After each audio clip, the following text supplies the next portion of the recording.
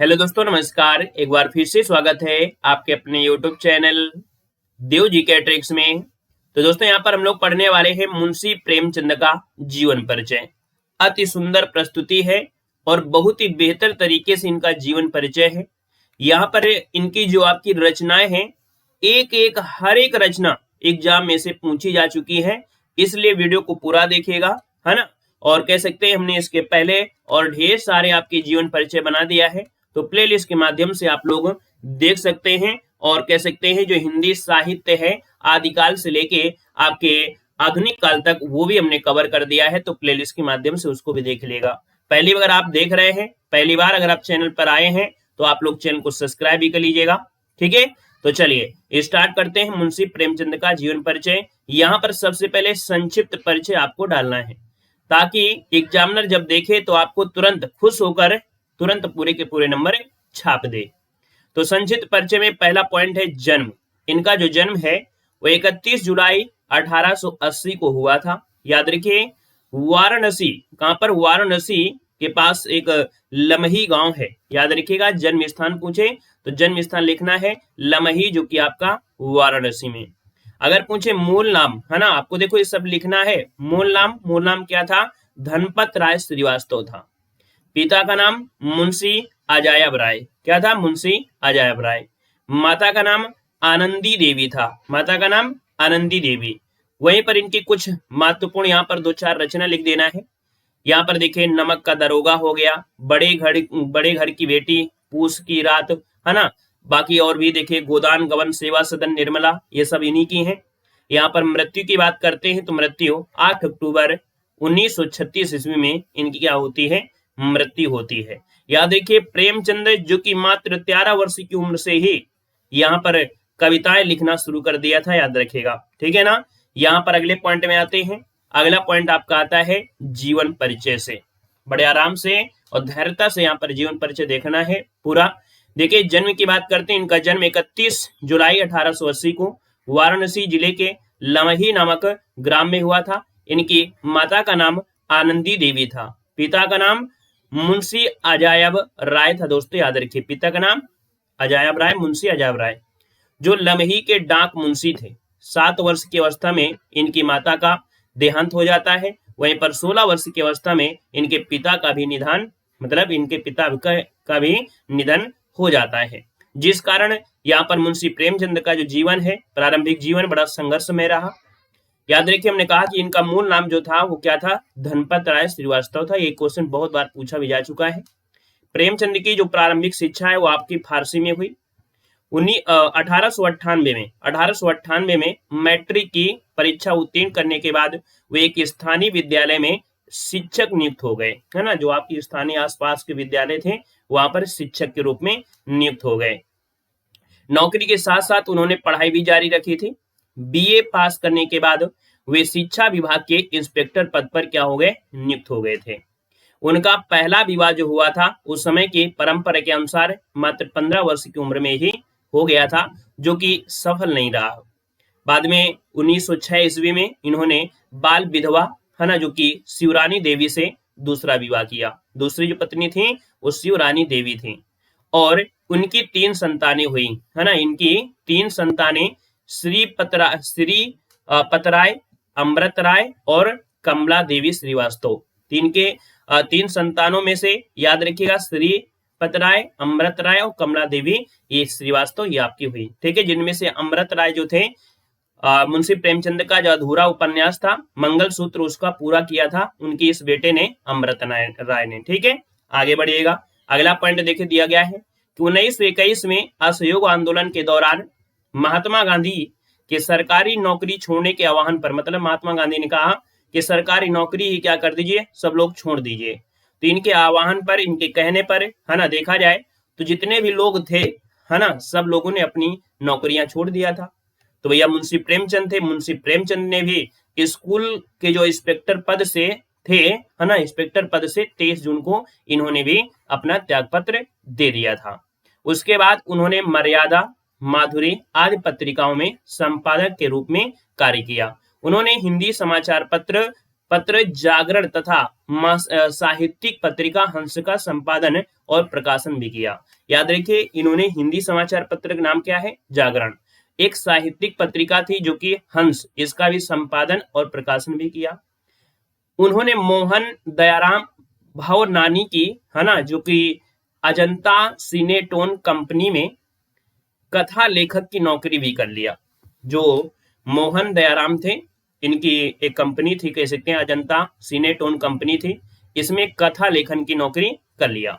1934 में आई फिल्म जो मजदूर थी, ठीक है, 1934 में एक फिल्म आई थी, फिल्म मजदूर की कहानी जो थी वो प्रेमचंद के द्वारा ही लिखी गई थी। जीवन के अंतिम दिनों तक वे साहित्य सृजन करते रहे। निरंतर बिगड़ते स्वास्थ्य के कारण लंबी बीमारी के बाद, है ना, 8 अक्टूबर 1936 को इनका क्या हो गया? निधन हो गया। याद रखिएगा, तो ये इनके जीवनी रहे। अब यहाँ पर देखिए, साहित्यिक परिचय में इन्होंने जो आपका योगदान दिया है वो अभी नहीं, आने वाले कई पीढ़ियों तक भैया इनका जीवन परिचय पढ़ा जाएगा, इनके साहित्य को पढ़ा जाएगा, क्योंकि इन्होंने इतने कह सकते हैं साहित्य में योगदान दिया है ना, इतना कुछ किया है जिनके लिए पढ़ना तो बनता ही है। देखिए, इनको उपन्यास सम्राट कहा जाता है। जो मुंशी प्रेमचंद थे, इनको उपन्यास सम्राट कहा जाता है। तो याद रखिए, उपन्यास सम्राट कहे जाने वाले प्रेमचंद के साहित्यिक जीवन का जो आरंभ है वो 1901 ईस्वी से हो चुका था। आरंभ में वे नवाब राय के नाम से उर्दू भाषा में लिखा करते थे। ये क्वेश्चन पूछे जाता है कि जो मुंशी प्रेमचंद थे वो प्रारंभ में किस नाम से उर्दू भाषा में लिखा करते थे? तो नवाब राय के नाम से उर्दू भाषा में लिखा करते थे। उनकी पहली रचना अप्रकाशित रही, ठीक है, प्रकाशित नहीं हो पाई, जिसका जिक्र उन्होंने पहली रचना नाम के अपने लेख में किया है। उनका पहला उपलब्ध उर्दू उपन्यास जो था वो था असरारे मअबिद, ठीक है, ये इनका पहला उपलब्ध उर्दू उपन्यास है, असरारे मअबिद हो जाएगा। यहाँ पर अगला पॉइंट है कि जिसका हिंदी रूपांतरण क्या है, अर्थात ये जो असरारे कह सकते हैं मआबिद है, इसका हिंदी रूपांतरण है देव स्थान रहस्य नाम से ये आपका हुआ। 1907 में उनका पहला कहानी संग्रह था सोजे वतन। याद रखिए, मुंशी प्रेमचंद का पहला जो कहानी संग्रह है वो कौन सा है? तो सोजे वतन है, प्रकाशित हुआ। देशभक्ति की भावना से परिपूर्ण इस संग्रह को अंग्रेज सरकार ने क्या किया? प्रतिबंध कर दिया। जो सोजे वतन है ये देशभक्ति से रिलेटेड था, तो जो अंग्रेज सरकार थी उन्होंने इस कहानी संग्रह को क्या कर दिया? प्रतिबंधित कर दिया। और इसकी जो सभी प्रतियां थी, है ना, जितनी भी इसकी प्रतियां थी वो सब जब्त कर लिया अंग्रेजी सरकार ने। और इनके लेखक नवाब राय को भविष्य में लेखन न करने की चेतावनी दी, अर्थात नवाब राय के नाम से अब आप भविष्य में लेखन नहीं कर सकते हैं, जिसके कारण उन्हें अपना नाम बदलकर प्रेमचंद के नाम से लिखना पड़ा। पहले नवाब राय के नाम से, देखो ये लिखा है ना ऊपर, नवाब नाम के नाम से उर्दू भाषा में लिखा करते थे। तो भैया जब अंग्रेज सरकार ने यहाँ पर मना कर दिया तो इन्होंने नवाब राय को हटा दिया, अपना नाम बदल दिया, है ना, अपना नाम बदलकर प्रेमचंद के नाम से लिखना पड़ा।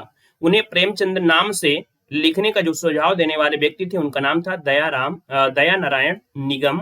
ये जो व्यक्ति थे उन्होंने ये सुझाव दिया कि आप प्रेमचंद के नाम से लिखिए। प्रेमचंद नाम से उनकी पहली कहानी जो थी वो थी बड़े घर की बेटी। याद रखिए, प्रेमचंद नाम से उनकी पहली कहानी जो थी वो बड़े घर की बेटी थी, जो कि जमाना पत्रिका से, है ना, जमाना पत्रिका में प्रकाशित हुई।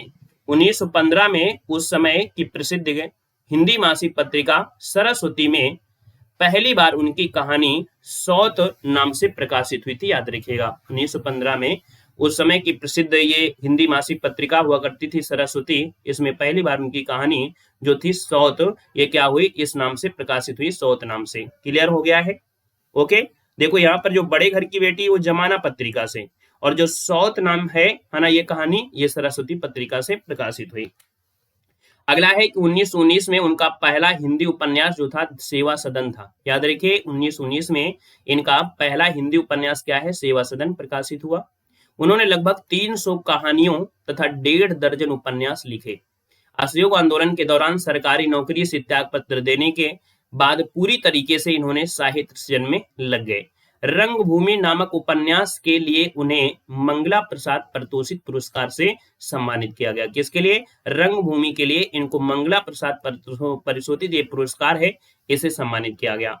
प्रेमचंद की रचनाओं में उस दौर के समाज सुधारक आंदोलन, स्वाधीनता संग्राम और प्रगतिवादी आंदोलन के सामाजिक प्रभावों का स्पष्ट चित्रण मिलता है। देख सकते हैं कि उस समय समाज सुधार हो गया, यह स्वतंत्रता संग्राम से रिलेटेड आपका था। उसमें देखिए दहेज हो गया, अनमेल विवाह, पराधीनता, लगान, अछूत है ना, छुआछूत, जाति भेद, आधुनिकता, विधवा विवाह आदि उस दौर की प्रमुख समस्याएं था, जिनका चित्रण इनके कह सकते हैं कहानियों या कह सकते हैं इनके उपन्यासों में देखने को मिलता है। हिंदी कहानी तथा उपन्यास के क्षेत्र में 1918 से लेकर 1936 तक के कालखंड को प्रेमचंद युग का नाम भी दिया गया है। याद रखिएगा कि 1918 से लेकर 1936 तक का जो कालखंड है, इसको याद रखिएगा कि प्रेमचंद युग के नाम से भी जाना जाता है। याद रखिएगा। नेक्स्ट पॉइंट आपसे अगला पूछा गया है इनकी रचनाएं, जो कि मोस्ट आईएमपी हैं।